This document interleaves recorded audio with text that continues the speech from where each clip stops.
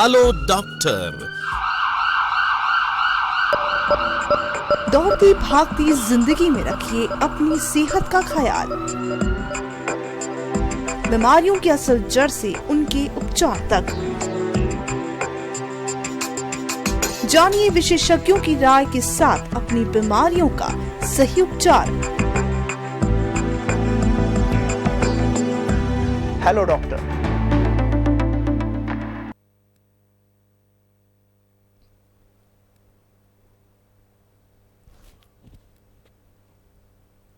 नमस्कार दोस्तों, स्वागत है आपका हमारे आज के हेलो डॉक्टर कार्यक्रम में। मैं हूं अनुरिता सक्सेना और हमारा आज का विषय है जल जनित रोग, कारण, लक्षण व उपचार। जैसा कि हम सब जानते हैं कि जल जनित बीमारियां वो बीमारियां होती हैं जो कि पानी की वजह से होती हैं। पानी अगर दूषित हो, चाहे उसको हम पिएं या खाना बनाने के लिए इस्तेमाल करें, तो उससे बहुत सी बीमारियां हो सकती हैं और होती भी हैं। और इससे जो है वो लोगों की जो हेल्थ है उस पर बहुत ज़्यादा इम्पैक्ट भी होता है। तो इसी विषय पे बातचीत करने के लिए हमने अपने आज के इस कार्यक्रम में बुलाया हुआ है, आमंत्रित किया हुआ है डॉक्टर तृप्ति चौहान जी को, जो कि हैं एसोसिएट प्रोफेसर IGMC में कम्युनिटी मेडिसिन में। तृप्ति जी, आपका हमारे आज के इस कार्यक्रम में बहुत बहुत स्वागत है। थैंक यू जी। तो हम अपने कार्यक्रम की शुरुआत तो सबसे पहले इस सवाल से करना चाहेंगे कि अगर हम जब जल जनित बीमारियां कहते हैं यानी कि वाटर बॉर्न डिजीजेस, तो उसमें सबसे कॉमन कौन कौन सी बीमारियां आती हैं? जल जनित बीमारियां जो कि हम बोलते हैं कि दूषित जल से या कंटामिनेटेड और पोल्यूटेड वाटर की वजह से होती है, जो कि सेफ़ वाटर नहीं होता है। और फीको ओरल रूट से जब हमारा पानी जो है दूषित हो जाता है फीसेस से या यू कैन से स्टूल से या यूरिन से, तो जो भी बीमारी अगर वो इन्फेक्टेड होगा, स्टूल ऑलरेडी होता है इंसान के, ह्यूमंस और एनिमल्स जो देखे गए हैं, अगर वो किसी तरीके से पोल्यूट कर देंगे पानी को, तो उनके इंटेस्टीन से जो फीसेस हैं उससे कंटामिनेशन होता है, स्टूल से कंटामिनेशन होता है, यूरिन से कंटामिनेशन होता है, ह्यूमंस एंड एनिमल्स से। तो वो bacteria, viruses, parasites, fungus you can say, तो उससे हमारे जब हमारे ओरल कैविटी के थ्रू इंटेस्टीन में जाता है और स्टमक में जाता है, तो स्टमक और इंटेस्टीन की इन्फेक्शन होने की वजह से इससे दस्त, जिसको बोलते हैं डायरिया, ये डायरिया दो तरीके का हो सकता है, एक्यूट एंड क्रॉनिक डायरिया। तो एक्यूट थोड़े टाइम में ही, जो हम बोलते हैं 2-3 दिन की अवधि में ठीक हो जाता है दवा खा के, राइट जी। और क्रॉनिक होता है वो 14 दिन और उससे ज़्यादा लंबा खिंच जाता है बहुत। जी।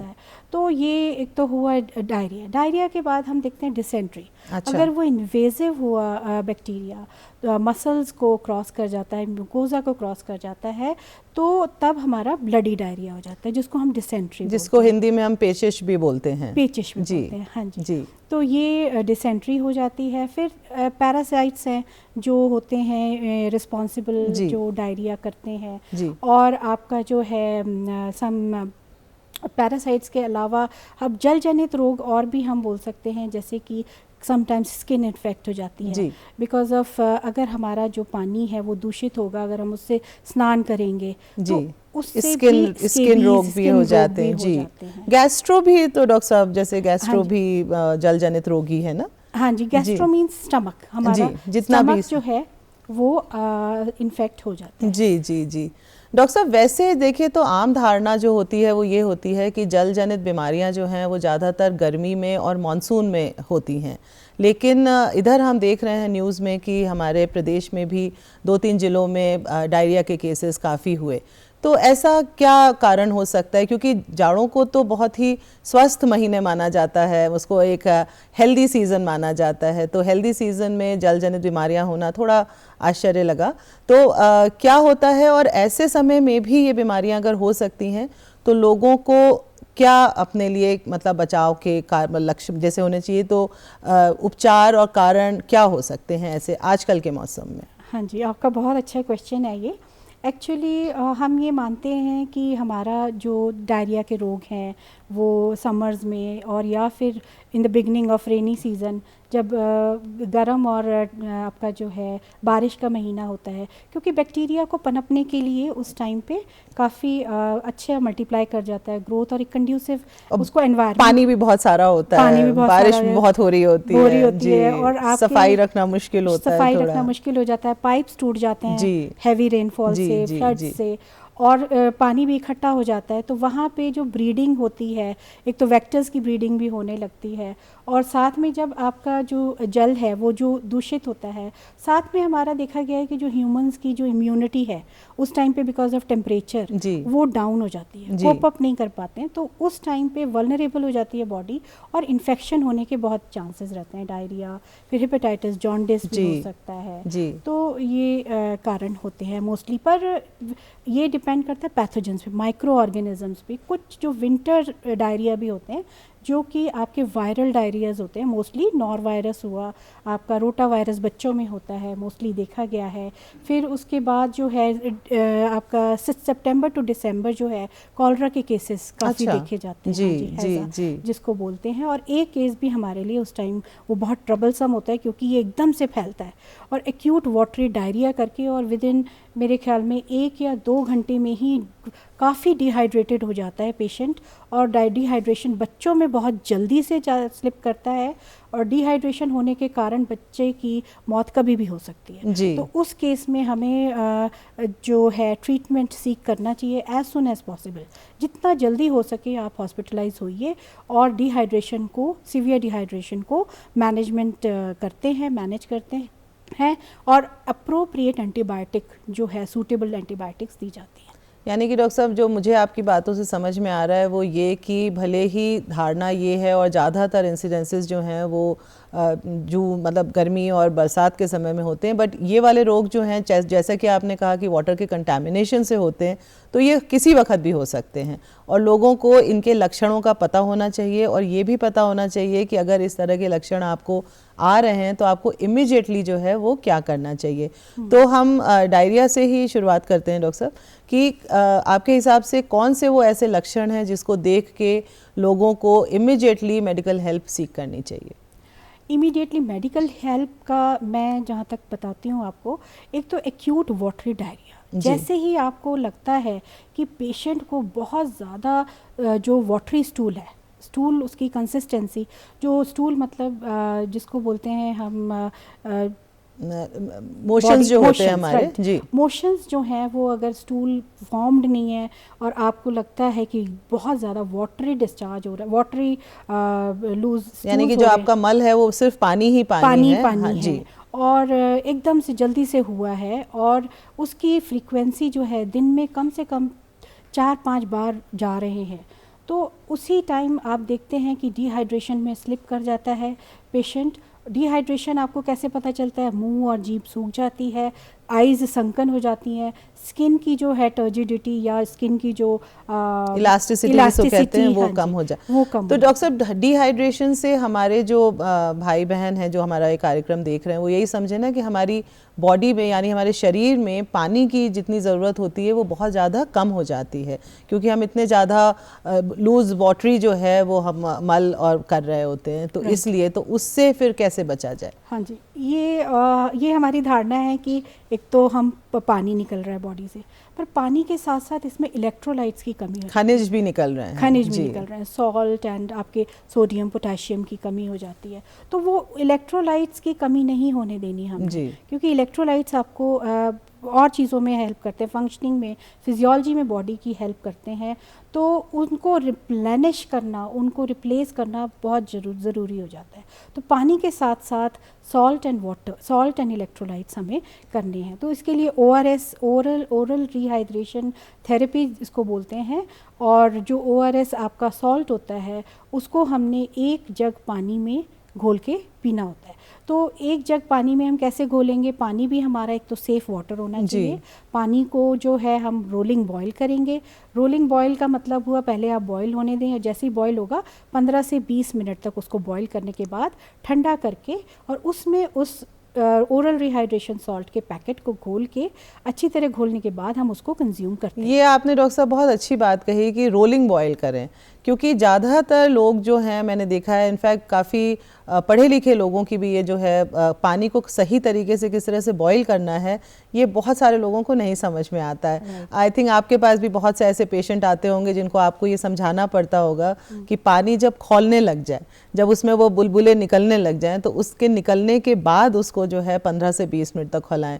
मैंने अक्सर ये चीज़ पाई है डॉक्टर साहब कि जैसे ही पानी खौलना शुरू होता है लोग उसको बंद कर देते हैं और सोचते हैं कि उनका पानी जो है वो एकदम सेफ हो गया। तो आप इसको एक दफ़ा फिर से बताएं हमारे लोगों को। जी, मैं बताती हूँ। एक्चुअली जो हमारे आउटब्रेक्स होते हैं, जैसे अभी आउटब्रेक हुआ है हमारा कुछ डिस्ट्रिक्ट्स में और केसेस बहुत ज़्यादा एकदम उछाल 1200 से भी ज़्यादा केसेस हुए। तो जी, उन केसेस में जो हमारी मैन मेड त्रुटियाँ भी होती हैं, मैन मेड एरर्स होते हैं, जैसे कि sometimes there is leakage, pipes ही हमारे सड़गल गए हैं और उनसे लीकेज हो रही है। दूसरा ये होता है कि हमने इनएडिक्वेट क्लोरीनेशन किया है, या जो आईपीएच के एंड पे है, या जो इसको प्योरीफाई करते हैं, तो हम ये सोचते हैं फ़िल्टर करने से सब कुछ हो गया है, पर फिल्टर करने से हमारे बहुत सारे बैक्टीरिया, सिस्ट, ओवा नहीं मरते, जो कि जैसे मैंने बताया पैरासाइट्स भी होते हैं रिस्पॉन्सिबल, जो कि हमारे गैस्ट्रोएंटाइटिस हमें करते हैं। तो उस केस में जैसे हमारा जो प्यूरिफिकेशन है वो बहुत मैटर करता है, और हाउस होल्ड प्यूरिफिकेशन हम बहुत रिलाई कर सकते हैं। तो हमारा जो घर में हम करते हैं, जो बॉईल करते हैं, बॉईल करने का सबसे अच्छा तरीका ये है, पहले तो वो बॉईल जैसी वाटर आप रखते हैं और जैसी बॉईल होने लगता है, जैसे आपने कहा बुलबुले स्टार्ट होते हैं, उसके बाद कम से कम 15 मिनट तक उसको बॉईल करना है, सो दैट ओवा और पैरासाइट्स, वायरसेस सब खत्म हो जाते हैं। जब वो जैसे ही ख़त्म होगा तो वो बहुत अच्छा सेफ़ वाटर आपके लिए हो जाता है। जी, बाकी और हाउस होल्ड मेथड्स हैं जिनसे आप प्योरीफिकेशन कर सकते हैं, जैसे हम लगा सकते हैं, प्यूरीफायर्स लगा सकते हैं, आरओ मेथड हुआ, फिर आपका और भी जैसे कैंडल वाले सिंपल जो नहीं अफोर्ड कर सकते, वो कैंडल फिल्टर्स ले लें। पहले के ज़माने में टाटरी का भी इस्तेमाल किया जाता था डॉक्टर साहब, अगर याद हो तो मुझे याद है कि मेरी जो ग्रैंड मदर थी वो पानी में टाटरी डाल देती थी और ऊपर का पानी ले लेती थी और नीचे का पानी जो थी वो निथार देती थी। दैट शी यूज्ड टू से। बहुत अच्छा आपने बताया, क्योंकि जो टाटरी है, एलम जिसको बोलते हैं, वो आज भी लार्ज स्केल पे यूज़ हो रही है। आप ढली जाएंगे, वाटर वर्क्स में जाएंगे तो आप वहाँ देखेंगे कि एलम को यूज़ किया जाता है फॉर फ्लॉक्यूलेशन। जी, और जैसी फ्लॉक्यूलेशन होता है वो सेडिमेंटेशन उनका हो जाता है पार्टिकल्स का, और फिर उसके बाद प्यूरिफिकेशन जो होता है वो स्टार्ट होता है। तो डॉक्टर साहब, अगर हम जैसे वाटर बॉर्न डिजीज़ की बात करते हैं तो उसमें हमारे देखिए इमीडिएट जो हमें हेल्प चाहिए वो तो हमें, अगर हमारी बहुत सिचुएशन ख़राब है तो हमें डॉक्टर के पास इमीडिएटली जाना चाहिए, और ज़रूरत है तो हमें आईवी भी लगवाना चाहिए, मतलब वो जो ड्रिप कहते हैं जिसे, वो भी लगवाना चाहिए। लेकिन थोड़ी सी अगर तबीयत इंसान की ठीक हो जाए तो बहुत से घरेलू नुस्खे भी हैं जिसको हम अपना सकते हैं, थोड़ा उसके बारे में भी बताएं डॉक्टर साहब। हाँ जी, मैं जैसे आपने बताया कि एक तो एक्यूट डायरिया अगर हो, डिहाइड्रेशन स्टार्ट हो गया, तो डिहाइड्रेशन भी हम जो है जाके अगर हम सीख करेंगे हेल्प, तो डॉक्टर असेस कर पाता है अच्छी तरीके से कि ये माइल्ड डिहाइड्रेशन है, कि ये मॉडरेट है या सीवियर है। तो वो अकॉर्डिंगली फिर आईवी इन्फ्यूजन, जैसे आपने बोला, ड्रिप लगाई जाती है। तो सीवियर अगर होता है तब उन केसेस में हम ड्रिप लगाते हैं जी। अगर वो माइल्ड और मॉडरेट है, इन दोज केसेस, उन केसेस में हम क्या करते हैं, ORS पे रिलाई करते हैं मोस्टली, और ORS भी हम एक तो ओरली दे सकते हैं, या अगर ओरली नहीं पी पाता है इंसान या पेशेंट, तो हम फिर ट्यूब के थ्रू भी देते हैं। और अगर वो फिर भी नहीं ठीक होता है, सिवियर में स्लिप कर जाता है, तो आईवी ड्रिप स्टार्ट होती है। आईवी ड्रिप में भी इन्फ्यूजन हम शुरू करते हैं, रिंगर लैक्टेट क्रिस्टलॉइड से देते हैं, जिससे कि उसका जो है डिहाइड्रेशन करेक्ट हो जाए। तो जब करेक्ट हो जाता है उसके बाद हम उसको ORS के पैकेट देते हैं, वो घर जाके यूज़ करता है। तो घरेलू नुस्खों में जो इम्पॉर्टेंट चीज़ है वो ये है कि अपनी एक तो फीड्स खाना मत कम करिए, मतलब थोड़ा थोड़ा फ्रीक्वेंटली खा सकते हैं। पानी वाली चीज़ें जैसे पीच हुआ, दाल हुई मैश करके विद वाटरी पानी, दाल का सूप हम कह सकते हैं, गाढ़ा गाढ़ा सूप पिए। पीच बहुत अच्छा है, वो पी सकते हैं। फिर होम अवेलेबल फ्लूइड्स जितने भी हैं वो आप ले सकते हैं, पर शुगरी ड्रिंक्स नहीं लेनी है, जूस नहीं पीने हैं आपने, ORS मतलब कॉन्सेंट्रेटेड जूस नहीं पीना है, नहीं पीना है। घर में नींबू पानी बना के पी सकते नींबू हैं, पानी बना के शक्कर के बजाय गुड़ का इस्तेमाल करें, गुड़ का इस्तेमाल करें, 1 जी। चम्मच अगर गुड़ हाँ डाल जी, दें, शहद और का साथ इस्तेमाल करें, शहद का इस्तेमाल जी। करें, उससे आपकी मॉइस्चराइज भी होगी इंटेस्टाइन, थोड़ा थोड़ा नमक भी डाल लें, थोड़ा उसमें। थोड़ा नमक डाल लें, पिंच भर, और काला डालें तो और अच्छा है और डॉक्टर अच्छा साहब। है, राइट। जी, तो आप जी। ने बहुत सारे रॉक सॉल्ट जिसे रॉक कहते हैं। सॉल्ट जी। ये इन्फॉर्मेशन आपने ऐड की, बहुत अच्छी इन्फॉर्मेशन। पर साथ में यही है कि शुगरी या चीनी वाली चीज़ें नहीं खानी, ग्लूकोज नहीं पीना है, क्योंकि उससे और डिहाइड्रेशन बढ़ेगा। जी, मतलब शुगर का इस्तेमाल कम करना है, लेकिन हमें पौष्टिक चीज़ें जो हैं वो खाती रहनी है। भले ही हमें अगर डायरिया हुआ है, लेकिन हमने अपने शरीर को इम्पॉर्टेंट न्यूट्रिएंट्स देते रहना है। दही का इस्तेमाल हम कर सकते हैं, पतली लस्सी, मट्ठा, नींबू का पानी, गुड़ डाल के, शहद डाल के, पतली खिचड़ी है जैसे आपने कहा, दाल का पानी हो गया, दाल का, ये सारी चीज़ें हम लोग खाते रहें। तो डॉक्टर साहब, जैसे हम लोग ये बात कर रहे हैं कि किसी भी मौसम में अब जल जनित बीमारियां जो हैं वो हो सकती हैं, ये बताएं डॉक्टर साहब कि क्या इन जल जनित बीमारियों के लिए, जैसे कि हैजा है, गैस्ट्रो है, हेपेटाइटिस है, टाइफाइड है, इन सब के लिए क्या कोई वैक्सीन्स भी हैं क्या, मतलब किसी तरह की? तो उसके बारे में अगर आप कुछ बताएं तो। वैक्सीन्स भी हैं। जब हम ये देखते हैं कि हाँ ये आउटब्रेक्स हो सकते हैं या एपिडेमिक्स हो सकती हैं, जैसे हेपेटाइटिस ए वायरस के लिए अगेंस्ट है हमारा वैक्सीन है, HAV वैक्सीन। देन हमारा आपका रोटा वायरस के लिए, बच्चों के लिए हम वैक्सीन देते हैं। इवन कॉलरा के लिए हमारा वैक्सीन है, उसमें 2 स्ट्रेन्स रिस्पॉन्सिबल हैं, तो उसके लिए है O139 एंड O1। तो अब आजकल क्योंकि हम कॉलरा भी इंस्टेंटली जान सकते हैं, क्योंकि हमारे पास रैपिड किट्स आ गए हैं उसके लिए, तो हम बेड साइड पे पता लगा सकते हैं कि ये कॉलरा है कि नहीं है। तो इनके लिए वैक्सीन्स हैं अवेलेबल। और साथ में जो है सबसे इम्पॉर्टेंट चीज़ तो हमारा डिहाइड्रेशन करेक्ट करें, ORS का सेवन करें, और जिंक थेरेपी बहुत इम्पॉर्टेंट है। जिंक से क्या मतलब है डॉक्टर साहब, और जिंक क्या करता है? जिंक जो है हमारी जो इंटेस्टाइन की जो एपिथेलियम है, जिसको बोलते हैं म्यूकोजा है या एपिथेलियम है, उसको स्ट्रॉन्ग बनाता है। मतलब आम भाषा में कहें तो हमारे इंटेस्टाइन की जो हेल्दी परत है, उसको हेल्दी और रखता है, जी। और इससे जो होता है हमारा डायरिया कम से कम होता है, डायरिया की रोकथाम में हेल्प करता है। और जिंक अगर सही मात्रा में लें तो वो हमारी पाचन शक्ति को भी बढ़ाता है, इस तरह से। जी, अच्छा, तो जिंक किस तरह से ले सकते हैं डॉक्टर साहब? जिंक की टैबलेट्स आती हैं, टैबलेट फॉर्म में लेते हैं हम जिंक। लेकिन क्या जिंक हमारे जो दर्शक हैं वो क्या अपने आप से ले सकते हैं या सिर्फ मेडिकल सलाह के साथ ही लेना चाहिए? मेडिकल सलाह के साथ। हर चीज़ जो आप जो भी मेडिसिन लेते हैं, क्योंकि वो बॉडी में जाके वो है तो मेडिसिन ही, तो उसको आपने सलाह से ही लेना है। और जिंक का क्या कोई घरेलू भी वो है, सोर्स है कि ये खाने से जिंक, मतलब जैसे नेचुरल सोर्सेज, लेकिन जिंक की टैबलेट खानी चाहिए? टैबलेट खानी चाहिए फॉर ट्रीटमेंट पर्पसेस। जी, तो डॉक्टर साहब, जो मुझे आपकी बातों से समझ में आ रहा है और हमारे दर्शक भी समझ रहे होंगे कि जितनी भी हमारी जल जनित बीमारियां हैं, अगर पहले तो कोशिश हमें यही करनी चाहिए कि वो होना, लेकिन जैसा आपने कहा कि हो जाएं तो इमीडिएट ट्रीटमेंट के लिए तो अपने मेडिसिन जो भी आपका नियरेस्ट मेडिकल हेल्थ है सेंटर है वहाँ पर जाएं, और बाद में अपने पानी का बहुत ज़्यादा ख्याल रखें कि पानी जो है पहले भी साफ़ पिएं, और अगर हो जाए एक दफ़ा तो और भी साफ़ पिएं, कुछ दिन तक, कुछ ज़रूरत से ज़्यादा अपने पानी की प्योरिटी के लिए ख्याल करें, और अपने खाने पीने का बहुत ख्याल करें। डॉक्टर साहब, ये जो बीमारियां हैं ये काफ़ी हद तक इसकी वजह से भी होती हैं, लेकिन इनका इम्पैक्ट ज़्यादा जो है वो इसलिए भी कभी कभी हो जाता है कि हमारी इम्यूनिटी लो होती है। आपने जैसे कहा कि मानसून का मौसम ऐसा होता है जिसमें इम्यूनिटी लो होती है।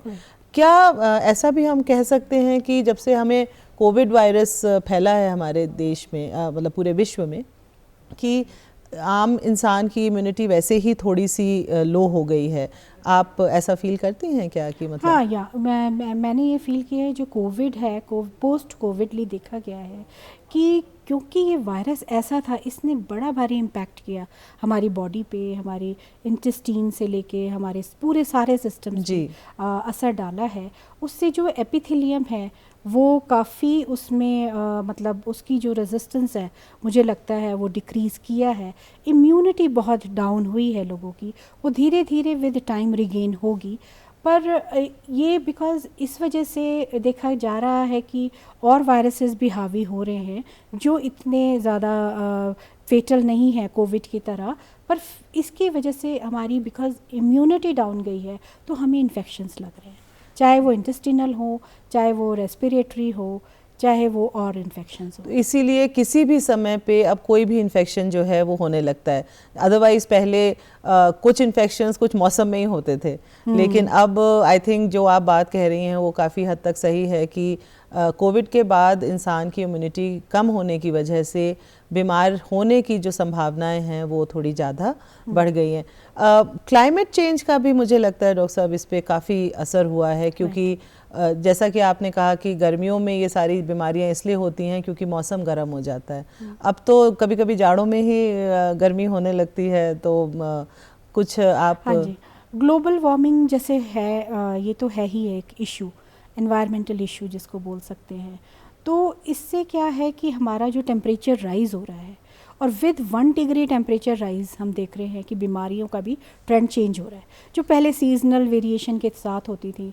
अब आप ये देखें कि विंटर्स में जो आउटब्रेक्स हो रहे हैं, डायरिया के आउटब्रेक्स, वो हमें सूचित कर रहे हैं या वो इंडिकेशन दे रहे हैं कि देयर इज़ अ ट्रेंड जो कि चेंज हो रहा है जी, और वो all because of global warming. तो हम इसके लिए बहुत हद तक रिस्पॉन्सिबल हैं।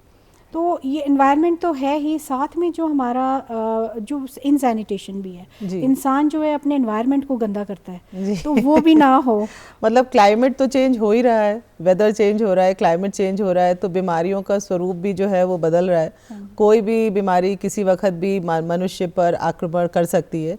लेकिन जो आपने बात कही वो बिल्कुल सही है डॉक्टर साहब कि अपने एनवायरनमेंट का और सैनिटेशन का हमने ही ख्याल करना है। तो आप तो हमारी एसोसिएट प्रोफेसर हैं कम्युनिटी मेडिसिन की, तो कुछ हमें सैनिटेशन और हाइजीन के बारे में बताएं ताकि हम हमेशा अपने आप को और अपने प्रियजनों को जल जनित बीमारियों से तो एटलीस्ट बचा ही सकें। जी, सैनिटेशन का मतलब है कि हमारा एनवायरनमेंट साफ़ हो। तो एनवायरनमेंट साफ़ हम रख सकते हैं अगर हम फीसेस या स्टूल का डिस्पोजल प्रॉपरली हो। प्रॉपरली इन द सेंस कि हमारे पास सैनिटरी लैट्रिन्स हों, टॉयलेट्स हों घर में, तो ओपन फीकल डेफिकेशन नहीं होगा, मतलब ओपन एयर डेफिकेशन नहीं होगा। वैसे हिमाचल में ओपन एयर डेफिकेशन जी, हमारा प्रदेश सौभाग्यशाली प्रदेशों में से है जिसमें 100% ओपन डेफिकेशन हमने कर लिया है। और हमारा जो हिमाचल है वो वाटर के टर्म्स में भी बहुत आगे है, इन द सेंस कि हमारी जो सप्लाई है वो डुअल सप्लाई नहीं है जो बड़े बड़े शहरों में होती है। हमें जो है ट्रीटेड वाटर गवर्नमेंट सप्लाई करती है, जो हमारे नल में पानी आता है वो साफ़ ही होता है मोस्टली। पर जैसे मैंने बताया कुछ एरर्स हो जाती हैं समटाइम्स, कई बार जो हमारे जो ट्रीट कर रहे हैं या क्लोरीनेशन कर रहे हैं उनको ये नहीं पता होता कि हमने कितनी क्लोरीनेशन करना है या कितना ब्लीचिंग पाउडर डालना है या कितना हमारे पास रेजिडुअल क्लोरीन होना चाहिए जी। तो उस केस में अगर वो भी ट्रेंड हो प्रॉपरली, क्लोरीनेशन प्रॉपरली हो जाए तो जल जनित बीमारियां खत्म हो जाए। कभी कभी कुछ एक्सीडेंट्स भी हो जाते हैं कई बार एक्सीडेंट्स भी हो जाते तो मतलब जानबूझ के नहीं होता, कभी कभी कुछ हो जाता है तो वो भी किससे होते हैं फिर किससे होते हैं जी। तो सैनिटरी कंडीशंस हो गई एनवायरनमेंट की, एनवायरनमेंट साफ करें रखें, जितना हो सके गंदगी ना फैलाएं। और दूसरा ये है अपनी पर्सनल हाइजीन जी। पर्सनल हाइजीन हम जितना साफ़ सुथरा रहेंगे तो वो फिर, क्योंकि जो बैक्टीरिया और वायरसेस हमारी स्किन में, हाथों में, फॉर्मेट्स में, कोई भी फर्नीचर होगा उसमें भी काफ़ी टाइम तक ज़िंदा रह सकते हैं। जैसे रोटा वायरस तो काफ़ी टाइम तक रह सकता है, तो वो जब एक बंदा वहाँ पे टच करेगा तो दूसरे को फैलेगी बीमारियाँ जी। तो ये चीज़ें हम तभी कर सकते हैं जब हम अपनी पर्सनल हाइजीन पे ध्यान जी। डॉक्टर साहब, जैसे जिन घरों में हमारे जैसे हम लोग तो हिमाचल में तो ज़्यादातर मैक्सिमम पीपल अपने घरों में रहते हैं, प्रॉपर टॉयलेट्स में जाते हैं, बट उसमें भी किस तरह से सफाई प्रॉपर रखें, पानी का किस तरह से इस्तेमाल जो है वो ज़रूरी है कि हम तो ओपन डेफिकेशन की अगर हम बात ना भी करें, स्पेशली जानवरों की, क्योंकि जानवरों से भी पोल्यूशन बहुत फैलता है और हमारा तो आधा काफ़ी स्टेट जो है वो काफ़ी हद तक रूरल है, बहुत लोगों के घर जानवर होते हैं, तो उसमें आप क्या सलाह देना चाहेंगी? हाँ जी, उसमें ये है कि जो एक तो जैसे आपने बोला एनिमल्स की भी प्रॉब्लम है, यहाँ पे बंदरों की प्रॉब्लम है जी। तो जो हमारे डॉग्स की भी है, कुत्ते भी dogs बहुत की ज़्यादा है और जी। नॉट ओनली हमारे तो डोमेस्टिक के साथ साथ वाइल्ड जी, एनिमल्स की भी जी, प्रॉब्लम जी। है। तो वाइल्ड एनिमल्स जब पानी से जो हमारे जो नेचुरल रिसोर्सेज हैं वाटर के, वहाँ जाके अगर कंटामिनेशन करेंगे तो वो रोकना थोड़ा मुश्किल हो जाता है। तो हमारा सिर्फ ये है कि जिनके पास जानवर हैं, एक तो जो पेयजल हैं उनके पास जाके ना नहलाएं, उनकी बेदिंग, उनको जो नहलाते हैं, वॉशिंग जो एनिमल्स की वो ना करें, क्योंकि एनिमल्स की से ही कंटामिनेशन, उनकी फीसेस, यूरिन जैसे मैंने बताया, फिर आपका चूहे होते हैं, रैट्स हैं, तो पेस्ट कंट्रोल करें। जी जी, हमारे जो मतलब हमारा आपका कहने का यही है कि हर तरह से हम कोशिश करें कि हमारे अगल बगल का जो इन्वायरमेंट है उसको हम जितना क्लीन कर सके और हमारे जितने भी वाटर सोर्सेज हैं, चाहे वो सरकार वाले हों चाहे नेचुरल वाटर सोर्सेज हों, सबको हम क्लीन करें। तो डॉक्टर साहब, आपसे बात करते हुए तो बहुत अच्छा लगा, और जल जनित बीमारियां और specially community medicine, global warming पे, तो आप हमारे प्रोग्राम ख़त्म होने से पहले हमारे दर्शकों को क्या संदेश देना चाहेंगी? मैं सिंपली यही संदेश देना चाहती हूँ कि हमारे हाथ में बहुत हद तक बहुत सारी चीज़ें होती हैं, और अगर एक बार हम ठान लें कि नहीं, हमें इन बीमारियों से निजात पानी है, और डायरिया जैसी जो अब डेवलप्ड कंट्रीज़ में तो मोस्टली देखी ही नहीं जाती हैं, तो हमारी जैसी डेवलपिंग कंट्रीज़ में अगर हम थोड़ी सी अपनी हैबिट्स को चेंज कर लें, अपने एनवायरनमेंट को साफ़ रखें, हम जो चिप्स, कुरकुरे और जो बाहर हम खाते हैं वो प्रॉपर्ली खाएं, और उनका जो डिस्पोजल करें, तो हमारे पेस्ट भी नहीं आएंगे, फिर हमारे एनिमल्स जैसे मंकीज़ नहीं आएंगे। तो ये प्रॉपर होना चाहिए, तो तभी हमारी बीमारियों से हम बच सकते हैं। यानी कि हम भी साफ़ रहें, अपने एनवायरनमेंट को भी साफ़ रखें, खुद भी बचें और अपने लव्ड वंस को भी हर तरह की बीमारियों से बचाएं, चाहे वो जल जनित ही क्यों ना हो। तो इसी के साथ डॉक्टर साहब, आपका बहुत बहुत धन्यवाद, और हमारे दर्शकों से भी बहुत बहुत धन्यवाद। अगले हफ्ते हेलो डॉक्टर में आपसे फिर मुलाकात होगी एक नए डॉक्टर और एक नए विषय के साथ। नमस्कार जी। नमस्कार।